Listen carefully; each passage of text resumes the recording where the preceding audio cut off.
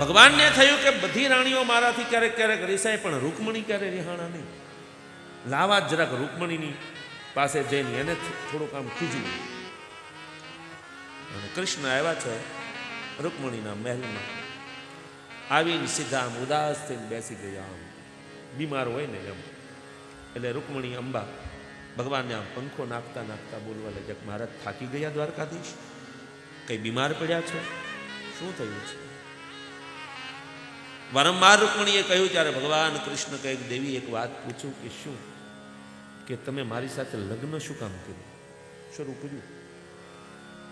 માત્ર ને માત્ર રૂકમણીને ખીજવવા માટે, મશ્કરી કરવા માટે. તમે મારી સાથે લગ્ન, તમને એવું મારામાં શું દેખાણું કે તમે શિશુપાળ જેવા એક વીર પુરુષને છોડીને તમે મારી સાથે લગ્ન કર્યા? આપને તો ખબર છે કે બાળપણથી હું ચોર, મને ચોરની છાપ લાગી ગઈ છે. માખણ ચોર્યું, ગોપીઓના વસ્ત્રોનું હરણ કર્યું, આ કર્યું તે કર્યું, ગાયોનો ગોવાળ છાણવાસીદા કરીએ, સવાર પડે ગાયો ચારવા વ્યા, ગમે તો માલધારી વાસીદા કરવા વાળા. અને દેવી મારામાં એક ગુણ જ નથી. શું કામ મારી સાથે લગ્ન કર્યા? અને બીજું કે મારા મા બાપ કન્ફર્મ નથી. કોઈ કહે કે દેવકી અને વસુદેવનો દીકરો, કોઈ કહે નંદ અને યશોદાનો દીકરો. કન્ફર્મ નથી હજી. છતાંય રૂકમણીના ચહેરા પર કાંઈ આમ પીતો હસતા રહે. ભગવાન કૃષ્ણને થયું કે આટલું આટલું કહું છો તો રૂકમણી એ તો હસે છે. કૃષ્ણએ વાત આગળ લંબાવી, દેવી ફરી વાર કહું છું કે મારામાં એક કે અવગુણ નથી, ગુણ નથી, બધા જ મારામાં અવગુણ છે. બાળપણનો હું ચોર છું, છાણવાસીદા કરનારો, ગાયો ચરાવનારો, અમે તો ગોવાળ કહેવાઈએ, ધૂળ માટીમાં રમનારા, માખણ ચોરનારા. અને તમે કેમ મારી સાથે લગ્ન કર્યા? શિશુપાળમાં તમને શું એવું ખામી દેખાણી કે શિશુપાળને તમે નાપાસ કર્યા? અને મારામાં તમને એવું શું તત્વ દેખાણું તમે મને પસંદ કર્યું? રૂકમણીની ધડકનો આમ તેજ થવા લાગી. કોઈ દિવસ ને નહીં. અને આજ 10 દીકરા થયા પછી કૃષ્ણ આવીને મારી પાસે વાતો કરે. નક્કી આજ કંઈક દાળમાં કાળું લાગે છે. કોઈ દિવસ આવું નથી બોલતા ને આજ કેમ બોલે છે? છતાંય કૃષ્ણએ વિચાર્યું કે રૂકમણીને ગુસ્સો નથી આવતો. એટલે ભગવાન કૃષ્ણે કહ્યું, તો દેવી એક કામ કરવું છે. શું દ્વારકાધીશ? કે હજી કંઈ મોડું નથી થઈ ગયું. તમને જો શિશુપાળ પસંદ આવતો હોય તો હજી પણ તમે એમ બોલવા ગયા કે આ રૂકમણી બેભાન થઈ ગયા અને ચક્કર ખાઈને પડવા ગયા. ત્યાં ભગવાન કૃષ્ણે ચતુર્ભુજ રૂપ ધારણ કરી અને 2 હાથથી રૂકમણીને ઝીલી લીધા અને પંખો પડી ગયેલો એ ઉઠાવી ભગવાન રૂકમણીને પંખો ઝાંટવા અને ચોથા હાથથી ભગવાન કૃષ્ણે રૂકમણીના ચહેરા પર પાણી છાંટ્યું. અહીંયા ચતુર્ભુજ રૂપ ધારણ કર્યું છે ભગવાન.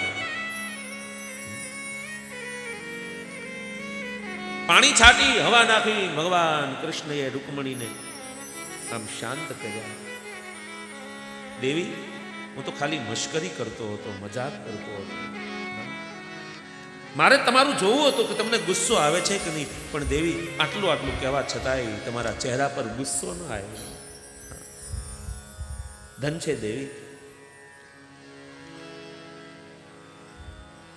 રૂકમણી કહે, મહારાજ તમે જે કંઈ બોલ્યા ને એ બધું 100% હાસિલ બોલ્યા. કૃષ્ણ કહે, દેવી તમે મારી મશ્કરી કરો છો કે હું? અત્યાર સુધી મેં કરીને હવે પાછા તમે મારી મશ્કરી કરો છો? બોલે, નહીં મહારાજ, મશ્કરી નથી કરતી, બિલકુલ સાચું બોલું છું. તમે એમ કહ્યું કે હું બાળપણનો ચોર છું. મહારાજ સાચી વાત છે, તમે ચોર જ છો.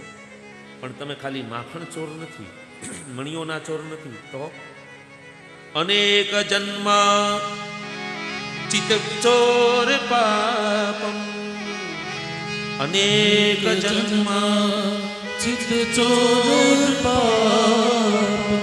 હે પ્રભુ, તમે અનેક જન્મોથી જે માણસે પાપ કર્યું હોય અને એ પાપી માણસ એકવાર તમને પુકારે તો તમે એના હૃદયમાં મનમાં રહેલું પાપ હોય એને ચોરી લો છો. તમે ચોર તો છો જ, પણ પાપ ચોરમ, તમે એના પાપની ચોરી કરો છો, એના દુઃખનું હરણ કરો છો, એની પીડાનું હરણ કરો છો. અને પ્રભુ તમે બીજું કહ્યું કે મારે મા બાપ નથી, તો પ્રભુ એ પણ વાત સાચી, તમારે કોઈ મા બાપ નથી, કારણ કે તમે જ જગતના મા કે બાપ જે ગણો એ. ત્વમેવ માતા ચ પિતાસ્ત્વમેવ, ત્વમેવ બંધોશ્ચ સખા ત્વમેવ, ત્વમેવ વિદ્યા દ્રવિણમ ત્વમેવ, ત્વમેવ સર્વં મમ દેવ દેવ. જગતના મા અને બાપ જે કંઈ ગણો એ પ્રભુ તમે છો. ભગવાન કૃષ્ણ કહ્યું તો મેં એમ કહ્યું કે મારામાં એક ગુણ નથી. રૂકમણી કહે બિલકુલ સાચી વાત છે, તમારામાં એક ગુણ છે જ નહીં. સંસારના 3 ગુણ છે, સત્વ, રજ અને તમ. આ સત્વ ગુણે તમારામાં નથી, રજો ગુણે તમારામાં નથી, અને તમો ગુણે.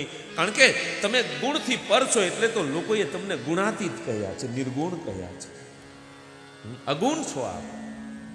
ભગવાન કૃષ્ણ આ રીતે રૂકમણી સાથે પરિહાસ કરે છે.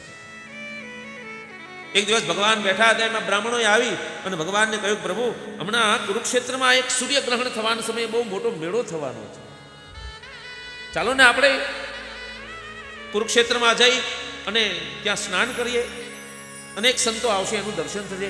ભગવાન કૃષ્ણે બ્રાહ્મણોની વાતને સ્વીકારી પોતાના આખા પરિકરને, અષ્ટપટરાણીઓ, દેવકી, વસુદેવ, મોટા ભાઈ બલરામજી, બધાને લઈ ભગવાન કૃષ્ણ પહોંચ્યા છે.